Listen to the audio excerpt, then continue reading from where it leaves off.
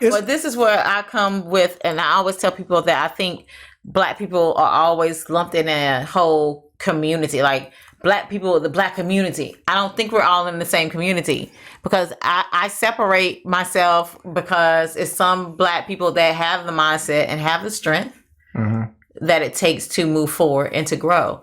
But then you have a lot of black people that they don't. Well, you know, And they're not getting the education, and you know they don't have the finance, so they're stuck. but this is the thing about the black community. So though. we got to stop trying to help them. Where is their black community at? Where is their black community? See, this is what people don't understand.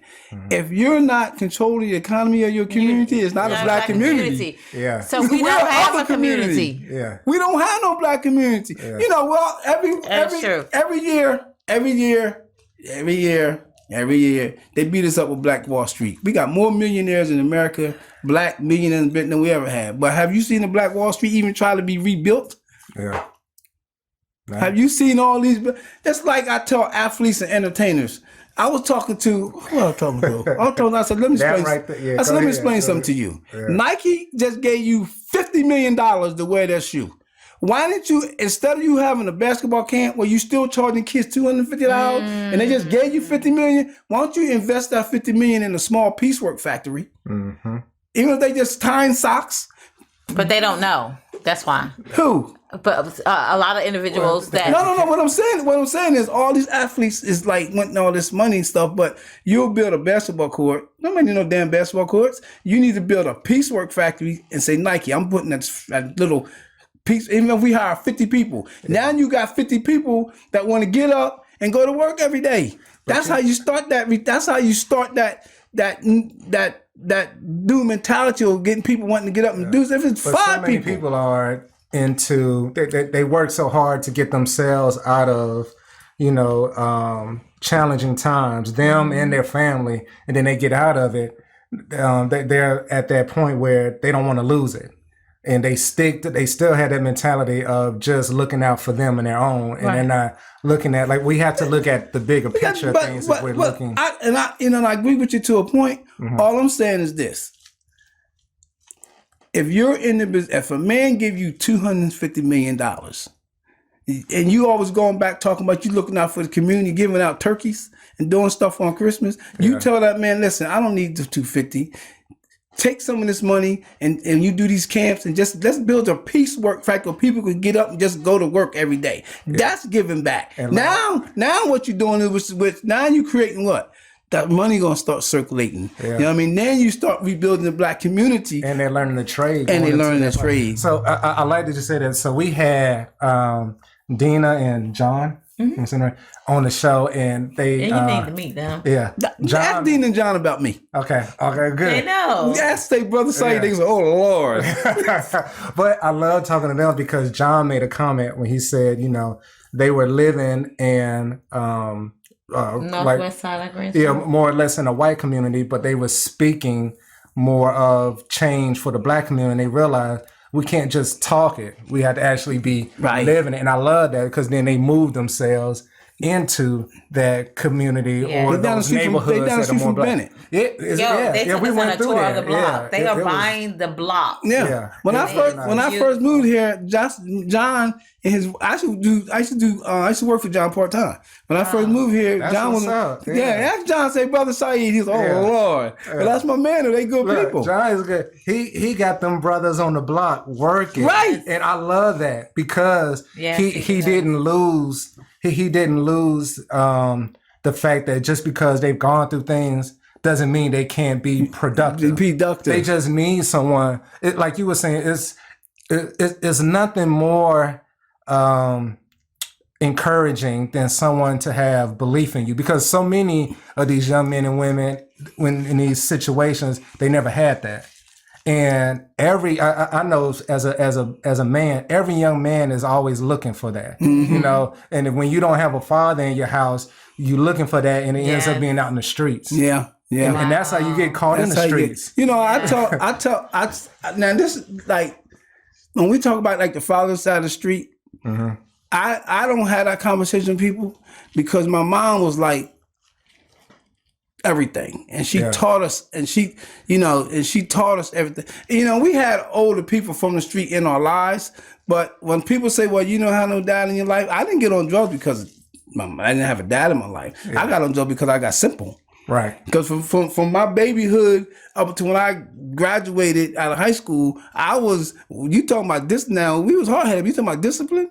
Yeah. You know what I mean? We was poor and people was coming to my house. Y'all like the cleanest poor people we ever seen. Look, I feel For real? Yeah, I feel because we grew up like that where it was my mom and it was three. It's just three boys in your life. You would have been more reluctant to do to the drugs. I mean, I can't say that. See, this is the thing about the drugs. But it depends on what type of father you would have had.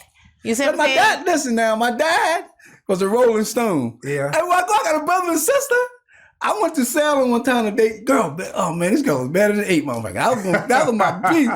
So I go to her house. Yeah. And her mom said, "You look like June." Right. Now I never knew my dad because my dad died when I was like 2 years. But my dad was a roller. So she said, "You look like June Bitsy." I said, "Bitsy." She said, "Is your dad named June?" I said, "Well, my mom said my dad named June." She said, "Oh, you can't date my daughter." I said, "Miss, I don't even know my dad." She said, "No, if anything like your dad, you can't date my daughter." So what is that? Where the son carries the father's sins or something like that? Yeah, that's what I call the generational. Yeah, it must be because she said, Because you anything like your dad, she said your dad was something. That's how we did it in the country. Growing up in the country, you knew the background of individuals, the families, and you knew, hey, you can't date that. You can't date anybody in that family. Yeah. Because it's like they're carrying the genes. Now getting back to the thing you're talking about, I met the chief of police at the Black History thing. I mean at the thing remember we were at the breakfast? Oh, recently. Yeah. I met the chief of police and I was that wasn't the time, but I said, listen, I want to talk to you. So this is gonna be my thing with the police. I said, you got all these guys that got college educations, whatever. Mm-hmm. They get busted for drugs. If it ain't nothing major, I said, this is what you need to do. You sit these cats down. So you got an ultimatum. We're gonna give you the ultimatum. You either go to jail for X amount of years, or you start a free training program, and you got to do it every day, 6 days a week. You miss one day, you go to jail. Now, what we doing? All these drug dealers that's got an education, they ain't built for jail. Yeah. What you think they're gonna do? And then you have somebody to monitor them every week. You went to college, you put the lesson plan together, and whether the kids show up or not, and then to top it off, you have to recruit 2 days a week. Yeah. Adults as well. I love that. That's it. Too. They was doing it in the past. When I went into the military, they was doing that with young black men, or black and white. You could go to jail or you can go into the military. Mm-hmm. Yeah. But it's like, so there now we don't have no excuse that, well, we can't go to this and that. It's sitting right here. Mm-hmm. And you got to go out and recruit. Because if you don't recruit, if you don't do everything we ask you to do, you're going to jail. Yeah. Some of them will fail. But the most of them that ain't built for jail, they gonna get out. Yeah. And you're right. You know what I mean? It's a lot different now. These young boys are not built for because they haven't experienced anything. It's terrible. They didn't grow up fighting. And when I say fighting, it's just the regular neighborhood fights and stuff that I don't see young men going through now. It's so different. It's now. So different now. I've talked to you about it. Yeah, but they do fight. It was. I mean, it's like we have to put people that have that educational field behind them. We have to put them to work, and if that's the way we got to put them to work, you ain't getting a penny. Yeah, you gonna go out there because you can either sit in jail. Matter of fact, we're gonna do you better than that. We're gonna pay you 5 cents a day you get. But let's talk about the rehabilitation, because remember we had we was doing a pitch for the juvenile system for Paper to Film to be a part of Paper to Film, and that was my first time going into the juvenile system. Oh, remember we went over there? You remember? We went to they got a prison here for kids. There's only 2 in the state. I was distraught. These are focused. I'm like, these kids are really incarcerated. Like they had them like a behind. But they mass incarcerated. What's the age you're talking about? Up to 18. They mass incarcerated. Okay. Yeah, it was like the 12 to 18. Yeah, you remember that? I was so like, this is not right. Like mass incarcerated. Yeah, like it was the kids behind the steel doors. Yeah. Like you had to, you could look in people, and they let us peep in and see the kids behind the door, and then they had the yard where they would go out. They was treating kids like this, and then you want us to come in and do a paper to I was film so class glad we didn't do where that. they locked down for a certain. Their mind is already gone, and most of them was But black. what was the goal? Were they thinking that they was going to No, they was locked scare up. them? No, was gonna try to spend some these grant kids money that that killed. they got. These are kids like killed people and done whole. now one of the kids, some of the kids did not kill They people. was like it was like stealing. they was in like lockdown metal doors like prison. Yeah. It was terrible. It was terrible. You remember that? I forgot all about that. Yeah, because it pierced my soul. Like, I could not believe that they would do children this way. Like, it's so easy to direct some children and going into the right direction with different tools. Like, this is not the tool. And then when he said some parents just drop their kids off because the parents didn't go behind the doors and see how their children was going to be treated. Yeah. Well, who knows what they had gone through with the children? So at that point, they were probably fed up. Well, yeah, but it was exhausted, devastating. jaded. And I couldn't have worked in that. I I'm couldn't. glad we To see didn't do it. kids Yeah. like that. Yeah. No. Mm-mm. And it's like they. It was no hope. It's no. They're, It's they're like going no to hope. the penitentiary system. Yeah, Like, they pretty ain't much even gonna, you're building them for that. yeah. Yeah. You're getting them used to it. You're getting them used to it. And then, Well, it's like the unfortunately, it was all Stanford minorities. experience. Like, it was the same thing. After they did the Stanford experience, that's when they started looking at pushing for rehabilitation into the prison. So this is the 70s. But then during the 80s, the late 80s, they started to get away from rehabilitation. It started becoming more of, they realized we can keep them in here. We making someone, that's when it started going private. That was Clinton and all. Like, that's when it started to change and became big business. Big Oh, business. yeah. They was making some money off of that. A lot of money, and Yeah. and if you don't have a certain amount of inmates in there, you still have to. You got to pay. You got to pay the difference. Like when you do a contract, like it's like you got a contract, so they have to house a certain amount of inmates in order for them to get their money. So you know what the government doing? They just knock motherfuckers out. Yeah, and that's how Just grant them on money the works. street. You know what I'm That's how saying? money works. Yeah.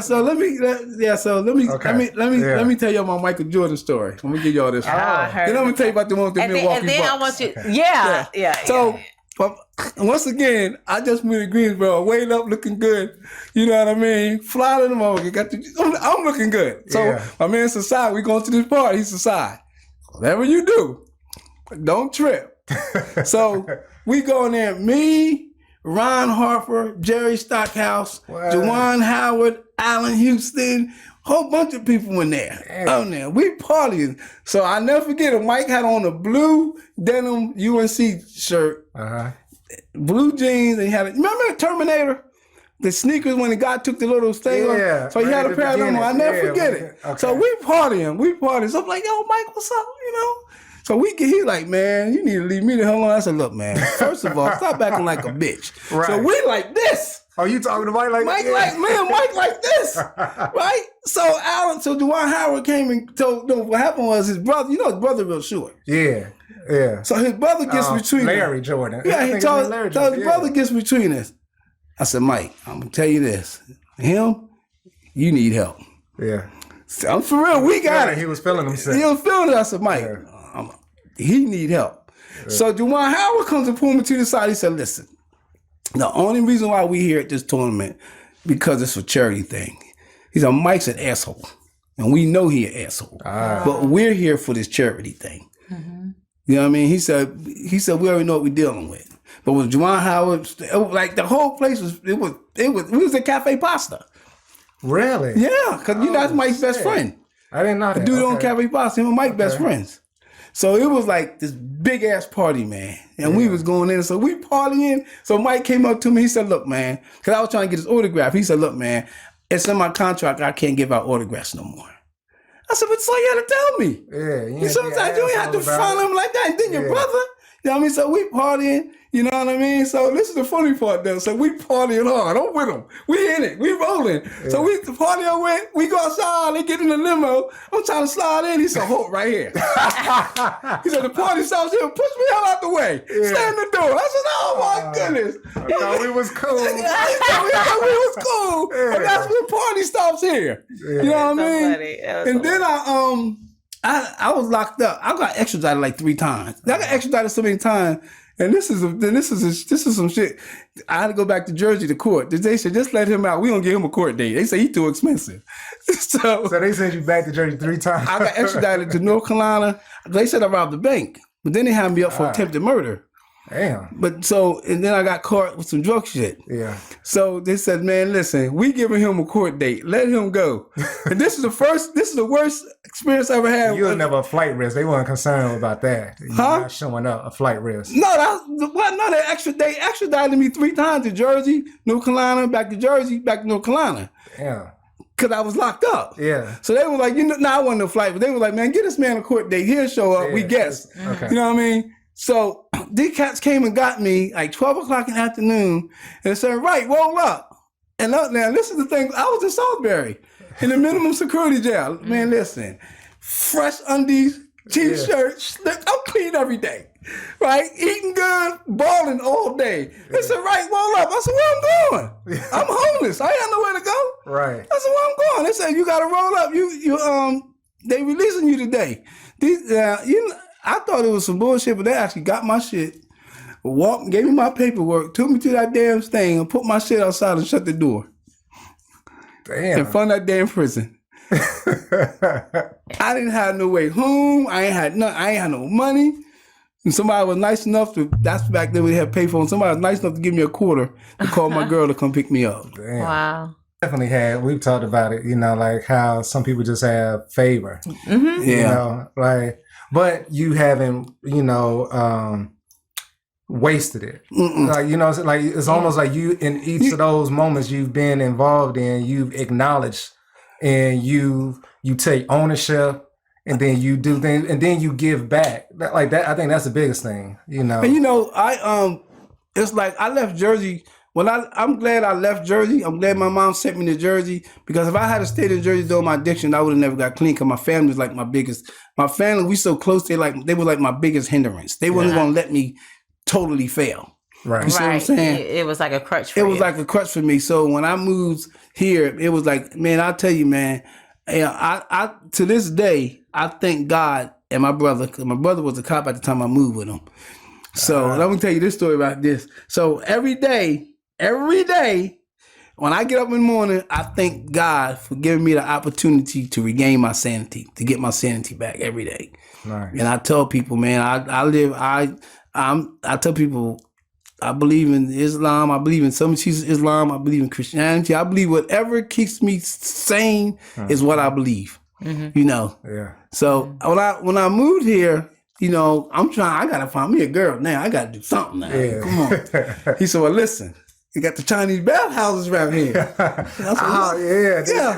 So he said, now listen. So I said, on Gate City over man, there. they was all over. They had one over by 8. They had one by UNCG and sitting in the back. Yeah. Dude in the back. So he said, don't go over there this week. Go over here. right near where Sheets used to be. Is it still the Sheets over there? On Spring Garden? Yeah. That used to be a Chinese bathhouse. Really? Yeah. They tore that down. So I go up in there, right? I'm feeling myself. I go up in there, get my little work in. I said, fuck it, I ain't paying nobody. Yeah. They said, you don't pay? I said, I ain't paying nobody. Let me tell you something. Some women beat the shit out of me. Look, I hate to stand up. Some women beat the shit out of me. I said, and the only way I got out, the father who had short women jumped on my ass. I'm fighting. I don't know why I even did it. I had the money. And the only way I got out. I don't know why I did it. I had the money. And the only way I got out, as I was fighting them to get out, somebody was coming through the door. And I rushed out the door. And they said, come back. I said, I ain't coming. But let me tell you something. Because, they got the towels. They got the they do everything. Yeah. No fucking wet towels they had. That shit hurt. Oh, yeah. I remember because we used to fight each other. They was tearing my ass up. Them women jumped on my ass. I ain't paying nobody. Don't fuck out there. They said, you don't pay? I only seen her. Right. I didn't know where the other 4 came from. They rang the bell. That motherfucker jumped on my ass. I said, oh, this don't make no sense here. I love it. But before we wrap up, because Okay. I wanted to get to where they can get the Black Mind Right, because I know Yes. you have your own podcast. Well, as you well. know, get the Black Mind Writers on Facebook. Okay. And I don't really I push it, but I don't really push it like I should, because get the Black Mind Writers kind of like, when I do my shows, it's kind of private. I just do it and just put it out there. You know what I mean? But what gets the Black Mind Right means is like, we have to get out of that dark state of mind we in and bring it to light. I like that. You see what I'm saying? But I'm gonna give y'all this. Okay. Y'all get the shirt. This is for you, Tiff. Thank you. I think that's yours. Yeah, you can tell. Yeah, it's small. Oh, is it? Nah, Tiff. That's a medium. Yeah, this one mine. Okay. Okay. Yeah, but so my life has been a journey, and it's been a blessing from Allah, because I still believe that I still have something to give. You know what I mean? Definitely. You can tell just your life as you've been living. Like they say, we all are.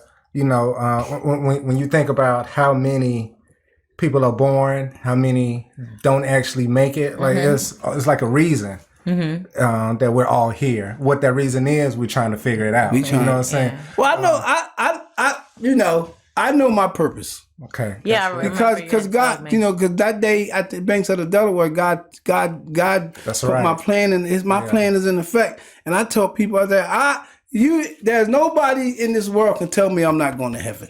Yeah. I'm going to heaven, and I don't believe. And I argue with Christians. Syid, what if you're already there? Well, I believe in a higher place. I put it to you like that. All right. And I tell people like this, they say, well, you born in sin, you sin every day. Personally, I don't sin every day. Yeah. I don't sin every day. And I don't believe I sin every day, because I do everything that God ordained me to do. And if I slip in whatever, which I try not to, if God said, well, we just gonna keep it moving, because you're not hurting anybody. Yeah, but sin is just missing the mark. It's the definition of sin in Arabic language is missing the mark. So it's not like you're bad or doing anything. Well, it's just like you're not walking in your higher self every day.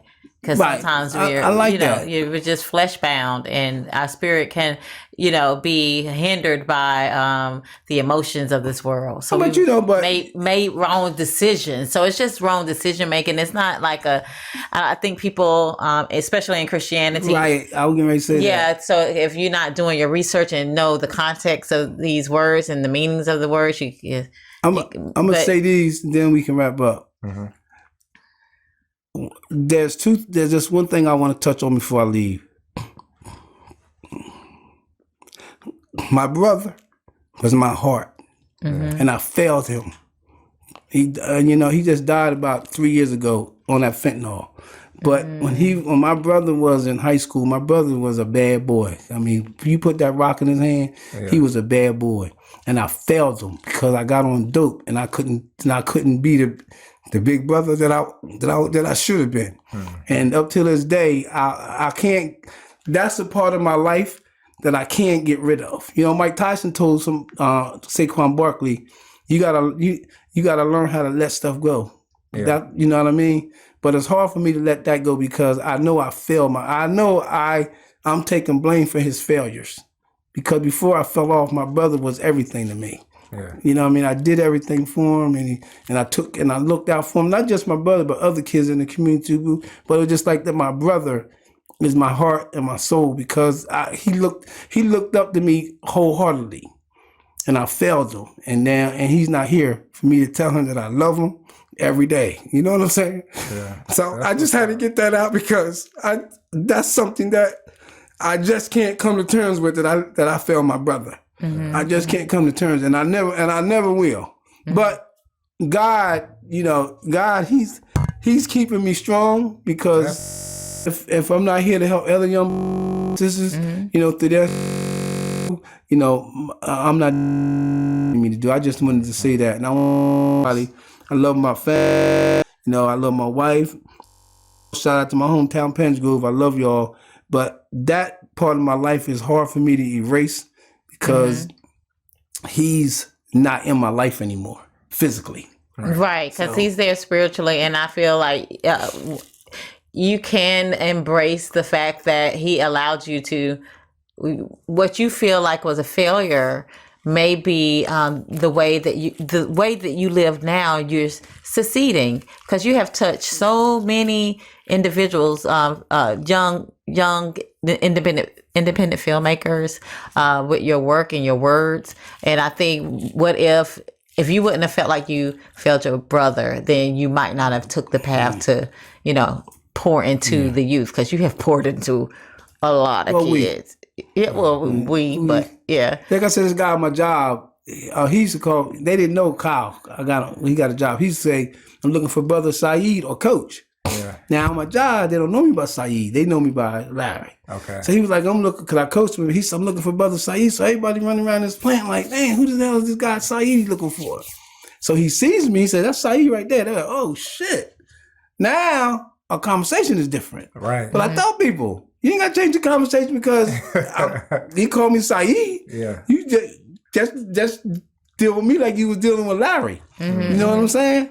So that just goes to show you how people look at you once they hear something, learn something about you differently. Right. Yeah. Then they treat you a little bit different. You know what I mean? Yeah. So yeah. But I appreciate y'all having me on. I thank you for sharing your story. Yes. All of your stories. Yeah. I feel like we got to get you on more. I feel like you got tons of. I got some. So we didn't even get into your filmmaking, because I did want this platform just to be about just telling your story. I just make my filmmaking real quick. I moved here.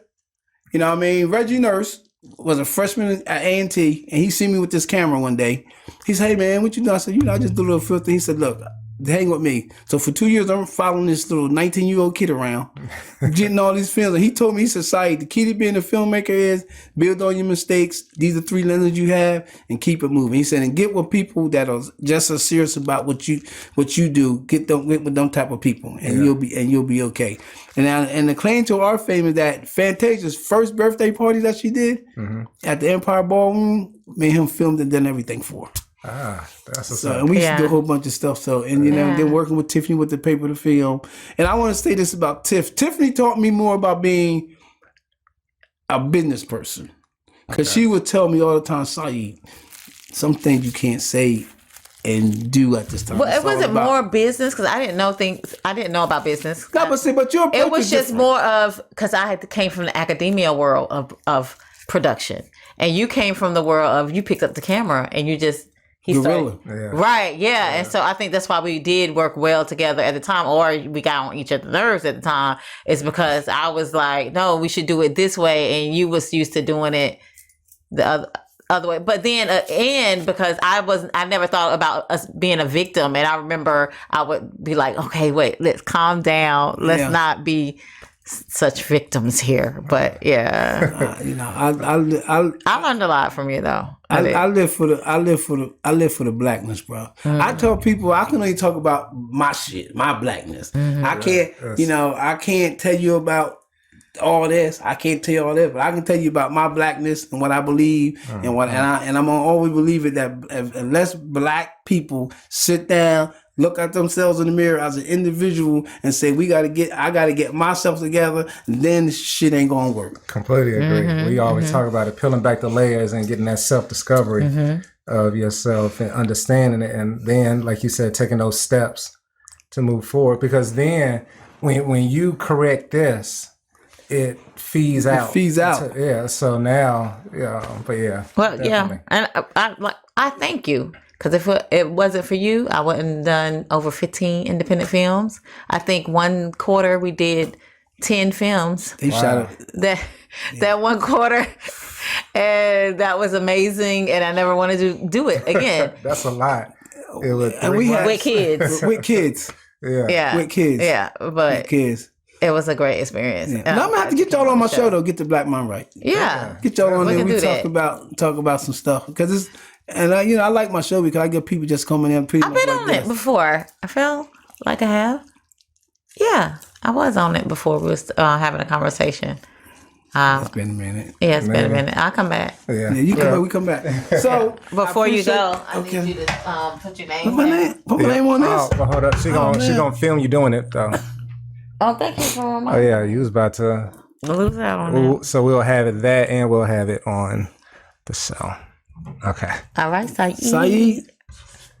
He finally came on the show. I stopped holding grudges. Yeah.